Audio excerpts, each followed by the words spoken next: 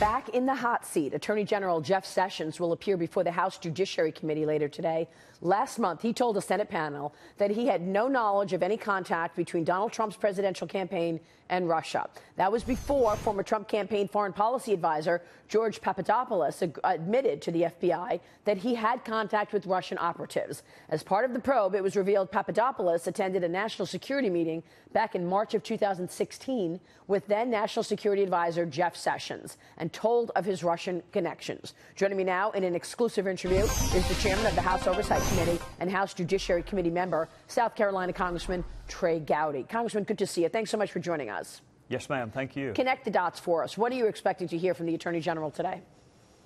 Well, Maria, this is a general oversight hearing, so the topics will range. It's a really big entity with a large jurisdiction. I'm sure my Democrat friends are going to ask him about Russia and Carter Page and George Papadopoulos. Keep in mind, he is coming before the House Intel Committee. We're going to interview him in 3 weeks, so my questions will be reserved for that.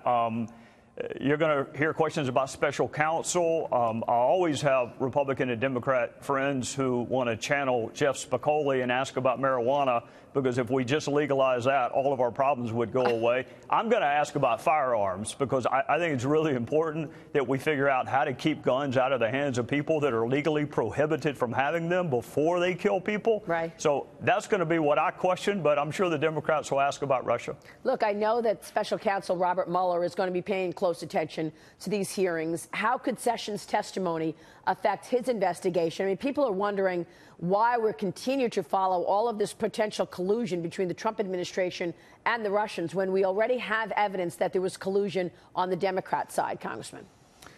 Well, you can do both. You can investigate both. But are they? Are you investigating both? And is Robert Mueller investigating both? I can't speak for Robert Mueller. I can tell you the House Intelligence Committee and the House Judiciary Committee is looking into 2016. And in particular, the House Intelligence Committee is interested in the dossier and what connection it had to the DNC. But we're capable of investigating two things at the same time. And what Robert Mueller is doing, I don't know, and I'm not supposed to know. I am sure Jim Jordan and some of my Republican colleagues are going to press the Attorney General really hard on their request that he appoint a second special counsel. I think the world of Jim. I did not sign on to that letter, and I don't know that we need a second special counsel.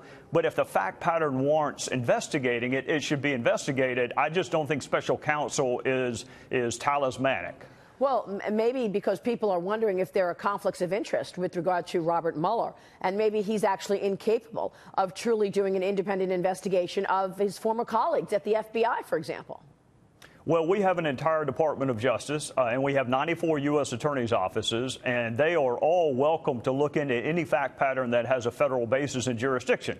So special counsel only comes into play when all of those other entities have a conflict of interest. So assume, for the sake of argument, Robert Mueller does have a conflict of interest. You have an entire Department of Justice and 94 other U.S. attorneys' offices that are free to follow any fact pattern they want to follow. So Mueller doesn't need to do it, and you don't need a special counsel to do it. You just need the Department of Justice to do what your tax dollars are already paying them to do, which is investigate federal fact patterns. I'm glad you put it that way, Congressman, because that's exactly right. But are they doing it? I mean, isn't it interesting that you have the President of the United States tweeting out the Department of Justice should do this, the Department of Justice should look at this? I mean, people are scratching their heads and saying, well, why isn't the Department of Justice doing all of this stuff? Why do we have to hear the President ask the DOJ to do something when, in fact, everybody knows that these are clear issues that need investigating?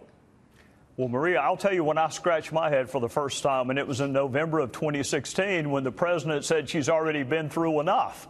So that's never the barometer of whether or not somebody should be investigated, whether they've, quote, been through enough. I like to follow facts. And if the facts warrant an investigation, whether somebody's been through a lot or whether they've had a great day, it doesn't matter if the facts warrant investigating. So with all due respect to the president, I didn't agree with him in November of 2016 when he said don't look into it. And regardless of who says look into it now, that's a fact-centric inquiry. And if the predicate facts are there, then I expect the FBI, who's supposed to be neutral and apolitical and independent, to follow whatever facts wherever they go. Supposed to be. Are they? 2016 was a really rough year for the FBI, which is one reason that Bob Goodlatte on the Judiciary Committee and I are investigating the decisions they made in 2016. And that's a bipartisan inquiry. His decision to announce one investigation and not the other, to write the public letter and then write a second public letter, whether or not he made up his mind before he interviewed 24 witnesses. We can survive bad members of Congress. We can survive bad lots of things. We cannot survive a Department of Justice that your viewers do not have confidence in. So I am all for looking into their objectivity and their independence. I am not all for me directing what investigations they should pursue and not pursue. No, I think that you make all the right points, but I think this is the heart of the issue. People are not sure if, in fact, they are looking at an independent FBI, an independent Department of Justice, and, in fact, if they are just following facts. That's the point. Yeah, and it breaks my heart that you would even have to ask that question. I worked there for a long time, and I have a tremendous amount of respect. The best client I've ever had, Maria, was a blindfolded woman holding a set of scales. And whether you're Republican or Democrat or don't care about politics, you need to have confidence in your Department of Justice. So I think a lot of the questions Jeff Sessions is going to get today is going to be about that independence. But also moving forward, Congress has a role to play, which is why Chairman Goodlatte and I are unapologetic about looking into decisions made in 2016. And some of those decisions infuriated Democrats and some of them infuriated Republicans. But we need to look into all of them because there may be a benign explanation for all of the above, or it may be that the FBI was putting its finger on the scale in an election cycle. And if that's true, we need to know about it, and we need to make sure it never happens again. Well, thank God for you and that you're in place because people have trust and in your credibility.